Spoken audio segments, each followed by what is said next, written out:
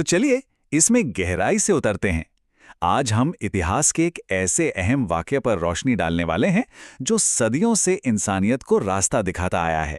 हम देखेंगे कि कैसे एक छोटी सी पर बेहद ताकतवर घटना ने ना सिर्फ एक इंसान की जिंदगी बदली, बल्कि आने वाली तमाम नस्लों के लिए एक बेहतरीन मिसाल कायम कर दी।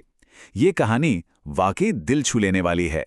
क्या हमने कभी उस औरत के बारे में सुना है जो रोजाना हमारे प्यारे नबी सल्लल्लाहु अलैहि वसल्लम पर कचरा फेंकती थी? शुरुआत में ना ये सिर्फ एक आम दुश्मनी की तरह लगता है, लेकिन इस पूरी कहानी का सबसे दिलचस्प हिस्सा ये है कि कैसे सिर्फ एक हैरान कर देने वाले अमल ने उस औरत की पूरी जिंदगी को पलट कर रख दिया। ये एक ऐसी घटना है जो साबित करती है कि विरोध का सामना हमेशा विरोध से करना जरूरी नहीं होता। तो चलिए सीधे चलते हैं उस दौर की मक्का की गलियों में जहां यह सब शुरू हुआ। मक्का की गलियों में उस वक्त एक ऐसी स्थिति थी जिसे आज के ज़माने में शायद ही कोई बर्दाश्त कर पाए। एक तरफ वो औरत थी जिसके दिल में इतनी नफरत थी कि वो रोज़ाना छत पर बैठकर नबी सल्लल्लाहु अलैहि वसल्लम का इंतज़ार करती और उन पर कचरा फेंकती। और ये बेहतरीन तरीके से दर्शाता है कि अल्लाह के रसूल सल्लल्लाहु अलैहि वसल्लम ने इस नफरत के जवाब में कभी पलटकर कुछ नहीं कहा।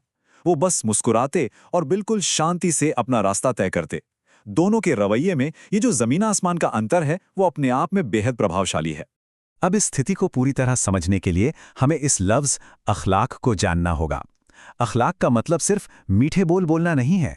इसका असल अर्थ है नेकी और एक बेहतरीन चरित्र को अपने अमल से दिखाना, खास तौर पर तब जब गुस्सा आना सबसे स्वाभाविक हो। पैगंबर सल्लल्लाहु अलैहि वसल्लम का रोजाना उस कचरे को बर्दाश्त करना और शांति बनाए रखना इतिहास में अखलाक की सबसे आला मिसाल है। ये सिखाता है कि असली ताकत गुस्सा दिखाने में नहीं बल्कि सहन शक्ति में छिपी होती है। लेकिन फिर इस कहानी में आता है एक अचानक बदलाव। चलिए आगे बढ़ते हैं और देखते हैं कि ये सिलसिला कैसे आगे बढ़ता है। पहले दिन कचरा फेंका गया, दूसरे दिन भी बिल्कुल वही हुआ, लेकिन तीसरे दिन वहां सिर्फ खामोशी थी, कोई कचरा नहीं गिरा। अब जरा सोचिए, एक आम इंसान तो खुश होता कि चलो मुसीबत टली, लेकिन पैगंबर सल्लल्लाहु अलैहि वसल्लम की सोच बिल्कुल अलग थी।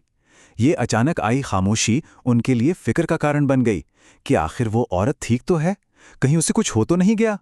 जब दुश्मनी का वो रोज का सिलसिला रुका ना, तो उनका अगला कदम बिल्कुल हैरान करने वाला था। गुस्सा होने के बजाय उन्होंने आसपास के लोगों से पूछा कि आखिर वो बुढ़िया कहाँ है। जब पता चला कि वो सख्त बीमार है तो वो सीधे उसके घर गए। वहां उन्होंने उस औरत का हालचाल पूछा और उसकी खिदमत की।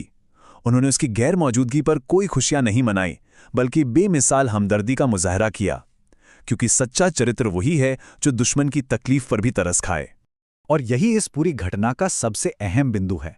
जब उस बुढ़िया ने देखा कि जिस इंसान से वो इतनी दुश्मनी रखती थी, जिस पर वो रोज कचरा फेंकती थी, वही इंसान आज उसकी बीमारी में उसके सिरहाने खड़ा है जब कोई और पास नहीं था, तो वो उसकी खिदमत कर रहा है, तो वो बुरी तरह शर्मिंदा हो गई। वो उनके इस बेहतरीन अखलाक से इस कदर मुतासिर हुई कि उसके दिल की दुनिया ही बदल गई और उसने फौरन इस्लाम कबूल कर लिया। एक सच्ची और निस्वार्थ खिदमत ने सदियों पुरानी नफरत की बुनियाद को हमेशा के लिए हिलाकर रख दिया।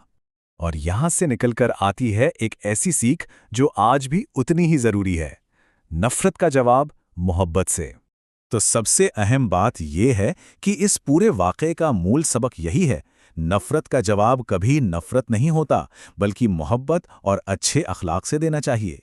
अगर हम उस कड़ी नफरत और नबी सल्लल्लाहु अलैहि वसल्लम के बेहतरीन अखलाक को एक ही पलड़े पर रखें तो जीत हमेशा मोहब्बत की ही होती है।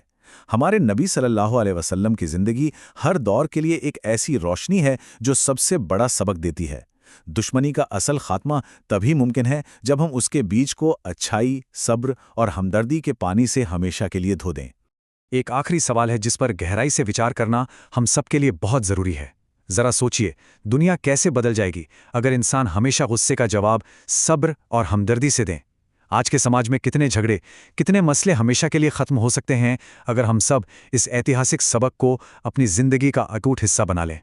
क्या एक ऐसी शांतिप्रिय दुनिया मुमकिन है जहां अपमान का जवाब सिर्फ एक मुस्कुराहट और खिदमत हो?